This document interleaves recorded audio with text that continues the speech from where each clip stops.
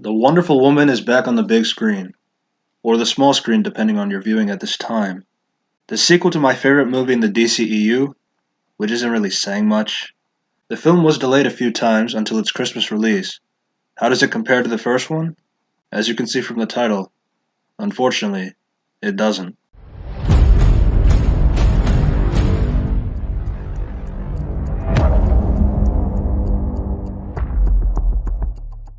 What's up, YouTube? This is Red Devilosa from Red Devilosa Reviews. Before we get started, if you like reviews and opinions on movies, comics, TV shows, and video games, you can support my channel by clicking the like button and subscribe to the channel for more of that content. Before we start talking about the film, I'd like to first talk about the decision of putting the film and all of the films of 2021 on HBO Max and in theaters. I hate it. I hate it a lot. I'm not a film director or actor or in any associated position in the movie business, but I can understand when you put a lot of hard work into something that you care about, spending countless hours on trying to make your dream to be a reality, and only to have someone or something mess it up. Now, I get this is a pressing time with COVID and everything, but when some of the best directors in the world, like Christopher Nolan, James Gunn, Patty Jenkins, and Denis Villeneuve, are taking issue with it, and even as far as to say that Warner Brothers and HBO didn't even consult with the filmmakers that they were even doing that, that's a problem. I won't be surprised more directors will soon follow and start moving to other companies. Now let's get to the film. This will be a spoiler review, so if you haven't seen the film, it's your choice if you want to watch the film or continue with this video. Wonder Woman 1984 is a 2.5 hour film that brings back Gal Gadot as Wonder Woman and Chris Pine as Steve Trevor. We'll come back to Steve in a second. New additions include Kristen Wiig as Cheetah and Pedro Pascal as Maxwell Lord. The story was by Patty Jenkins and Jeff Johns, and I think it's important to mention that 6 people produced the film. This is set in the Cold War era, and there is a theme that Maxwell Lord was saying throughout the trailers. What is it that you want? If you could dream it, it will be, and all that. There was a return of Themyscira, although it was the first scene of the movie, and it didn't really serve much of the narrative of the story, other than young Diana learning that no hero is born from lies, and to set up Asteria, which we'll get to later. Although I enjoyed the scene, it really just felt like you guys got your contracts and we don't really have a narrative right now. Alright, so Olympic flashback. I get that the cheating thing was meant to talk about Maxwell Lord and not Diana, but I'll come back to that. The film does continue from the first one, as the chemistry between Gal Gadot and Chris Pine is really good. I've said in my Batman v Superman rant that I believe that Wonder Woman and Steve Trevor has the best romance in a superhero movie. There was some concern about the film being a man-bashing, anti-Trump, SJW woke fest because of Maxwell Lord. Honestly, I never felt that. If I were to compare the first film to this one, there was no scene that I felt that was impactful as the No Man's Land scene. We know if CW handled that scene, it would have been like this.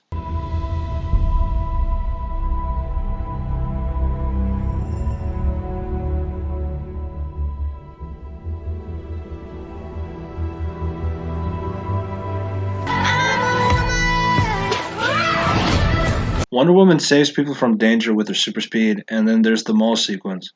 I like how Wonder Woman is actively trying to save as many people as she can, unlike another superhero from Metropolis. However, the wirework was a bit too obvious. Also, the running did not look all that great either. And it's odd because the film had a $200 million budget. They included a little girl. I assume she was meant to be Star Blossom. That's a cool little addition, I guess. But it reminded me of the stupid kid from The Amazing Spider-Man 2 going past security and facing Rhino. I like how the film is filled with color. The suit's bright. It seems like a lot of superhero films are just too dark and muted, and they're just afraid to be associated to the comic books. Also, Hans Zimmer's score is amazing. One of the greatest film composers of all time. I've mentioned how I really like Gal and Chris's chemistry. Knowing that Maxwell Lord was in the movie, I had a pretty clear idea in how Steve was going to come back into the film when he died in World War I. So there was this rock crystal MacGuffin, which is the biggest problem to the film, which I'll come back to. The stone allows the holder to give one wish, but it's kind of like the monkey's paw, as the wish can cause consequences to the wisher. Diana wished for Steve to return, but she did it in her head. In fact, she was the only person to do that. Everyone else had to verbally say their wish, but whatever, I guess.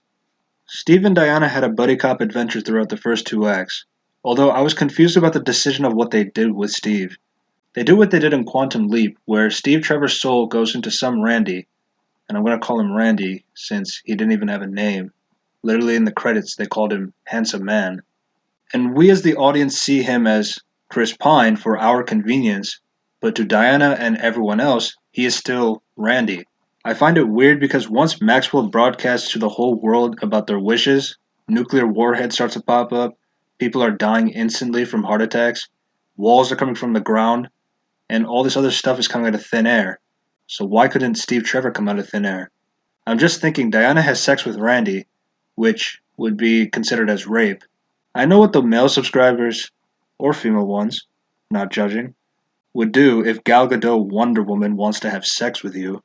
But again, flip the genders and we would not hear the end of it. Also, they show Randy at the end of the film, so did Randy have a job or family? Was his life affected by having the soul of another person in his body? Also, Diana was hitting on you and you just walk away? そうか。 When Diana had to give up Steve and renounce her wish, that was an emotional scene where Diana basically says,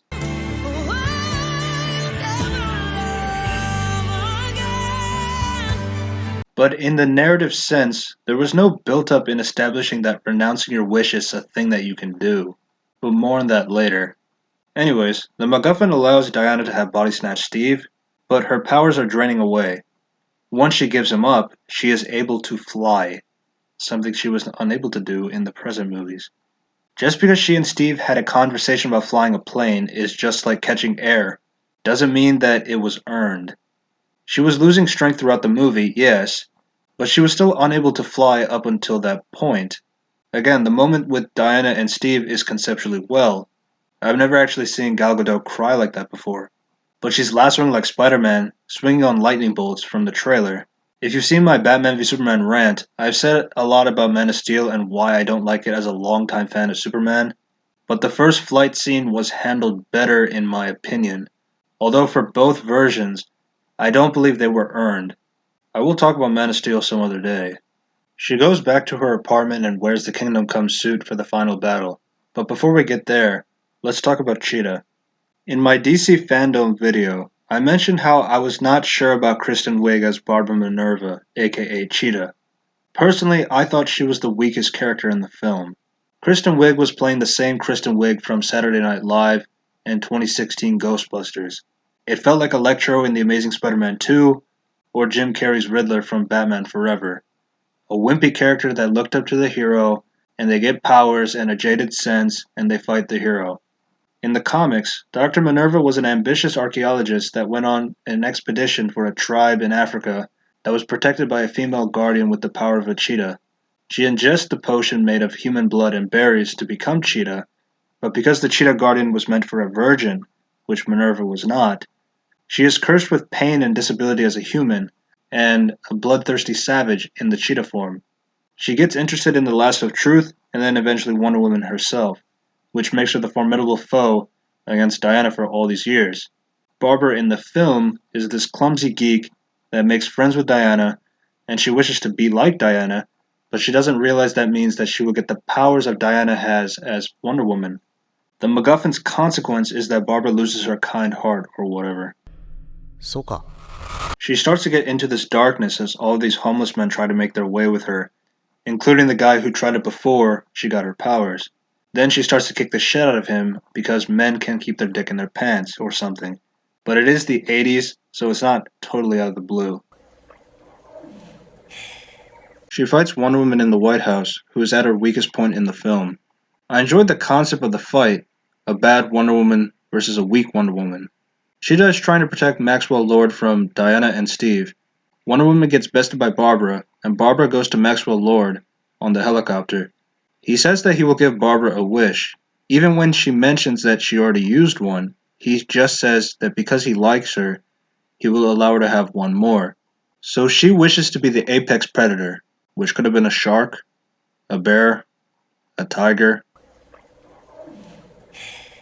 Once Maxwell broadcasts around the whole world, he uses the wishes to make Barbara into Cheetah, and the CGI for Cheetah is just horrendous. Like, cat's level of CGI. She fights Diana in the Kingdom Come suit, and she easily rips through the wings. They end up in the water, and electricity flows into it, shocking Cheetah, but not killing her. But yeah, Kristen Wiig was just miscast. My personal fan cast of Cheetah would have been Charlize Theron, Alison Brie, or Eva Green. Let's get to Maxwell Lord. Pedro Pascal did a really good job. In fact, I believe he was the best actor in the film. But my god, his character was just bizarre. I liked his introduction as an oil businessman that works for Simon Stagg. He's a charismatic TV personality that works his way around Barbara in taking the Dreamstone for himself. And his wish was to be the Dreamstone, as it was something that he wanted to do for people. He gets the power to give people wishes, in turn taking something from the wisher. His consequence is that his health starts to deteriorate the more wishes he grants. He has this Chinese son, which is... yeah, no mother or any sort of adoption was mentioned. そうか。 He gets into a skirmish with Wonder Woman and Steve Trevor, which was meant to be like Indiana Jones. Again, the running looked pretty bad here too. Then Maxwell goes into the White House and gets the president to wish for more nukes and takes control of the president's will. The president tells him about the satellites that uses particles that will touch all the screens in the world, something that Max wanted to do. I'm not sure what he was trying to achieve here, as it was only a figure of speech. The president even says that. The particles will not actually touch everyone the way that Max was thinking. そうか。 He goes to the satellite center and convinces the world to wish for stuff. All in English, mind you. I'm pretty sure not everyone in the world can understand English, but whatever. And Diana reaches him. I'll come back to the conflict in a second. I want to get to Diana's powers in this movie. Diana only uses the lasso in the film, which got annoying after a bit. They also added some new powers where the lasso can allow the holder to see the past, where Diana shows Steve Asteria's past. Also, they gave her the ability to make things invisible, which brought in, you guessed, the invisible jet. Diana says that her father Zeus was able to make Themyscira invisible, so she was practicing it for 50 years to see if she could do it. She was able to make a coffee cup disappear, and now, under second attempt, at making something invisible, she makes a jet. No, an invisible jet. Yeah, sorry, I'm not buying it. But the shot of them in the fireworks looks pretty cool. Even though I don't know if you can actually do that. There was a bit of teleporting where Diana and Steve were in Egypt, and then they end up in America with Barbara as they talk to the exposition expert that knows all about the MacGuffin, and that's all he does. One of the laziest cliches in screenwriting. Also, the lasso gave Maxwell Lord what is similar to Ghost Rider's penance stare, as it gave him a view of his childhood and how he was treated. Also, how the fuck did the lasso wrap around his leg anyways, with the Wind of Wishes? Fuck me, this plot is all over the place. Also, when everyone renounces their wish, which is also dumb considering that those who ask for money, curing cancer, or just a cup of coffee, they still have their memories of this happening. So wouldn't that contradict the whole Wonder Woman in hiding? Because in 1984, she stopped the world from destroying itself with the power of words. I feel like Lex Luthor and Batman would have had that sort of information. Then again, fuck any sort of continuity in the DCEU. Speaking of Batman, he probably would have wished for his parents to come back, most likely. I mean, he is here in 1984. You're telling me that Bruce Wayne would renounce his wish too? And basically see his parents die for the second time? No wonder he's a cold-blooded psychopath in this universe. Then it just goes to Christmas time, and everything's fine. No dealing with the destruction porn that was almost comparable to Man of Steel. No trauma with the fact that every country was about to fire nukes on each other. Nope, it's Christmas time. All is well. Max was able to find his son, and it was pretty emotional here. Again, Pedro Pascal is a really good actor. How was he able to find his son? I don't know. What's weird is that there's no punishment for Max Lord or Cheetah, so it looks like they got away with it. And the whole theme of not trying to cheat your way through the top for Max didn't really seem to be significant, as it felt too cheesy as a conclusion to his arc. そうか。 And there was a nice cameo of the OG herself, Linda Carter, playing Asteria. It turns out she was in hiding just like Diana, although she did wink into the camera, which I guess was a nod to Christopher Reeve. Excuse me while I imagine how cool a Christopher Reeve Superman and a Linda Carter Wonder Woman team-up would have been. I really wanted to love the film. I really did. I loved the first one, and I wanted the sequel to improve upon it. I was feeling mixed when I was watching the film, but the more I thought about it, and the second time I watched it, the more I was getting disappointed. The movie was too long. Pretty much all the fight scenes were in the trailer for fuck's sakes. I feel like Maxwell Lord was not the best choice for this film. Cersei would have been the better choice as she is a sorceress and she can have the whole magic manipulation for Steve to come back and everything that had to do with magic. Making a magic rock and giving it to Max, who had telepathic manipulation in the comics, is just an odd choice. I believe Cersei is compelling enough to have her against Diana, as Maxwell Lord is just a human at the end of the day. Wonder Woman snapped his neck in the comics. I get Cheetah's there to be the power equivalent to Diana, but I've said my points on Cheetah.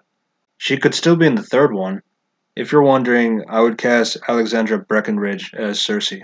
I'm just so disappointed with the DCEU at this point. The film had Diana destroy all cameras so it could keep the bullshit from Batman v Superman that she went into hiding for 100 years, which even Gal had said that that's not who Wonder Woman is. But it's also stupid when you put in the consideration that she doesn't fly in the present. The universe is just garbage, and it's a shame because if you know me, I'm a massive DC fan. DC has some of the greatest characters in fiction. All I want is DC to reboot everything.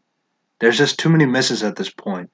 Make the characters more faithful to who they are and move on. I apologize that this review was all over the place, but again, the movie was as well. I'm giving this a hard time because I care about Wonder Woman. There's a lot you can do with the character, and I just expected the narrative to be better. Hopefully, they can learn from these mixed reactions and be better next time. I'm still pro reboot everything, but we'll have to wait and see. Let me know in the comments down below on what you thought about Wonder Woman 1984. Once again, if you like reviews and opinions on movies, comics, TV shows, and video games, support my channel by clicking the like button, subscribe, and click the bell for notifications for future videos. Thanks for watching, and I hope to see you soon. Peace.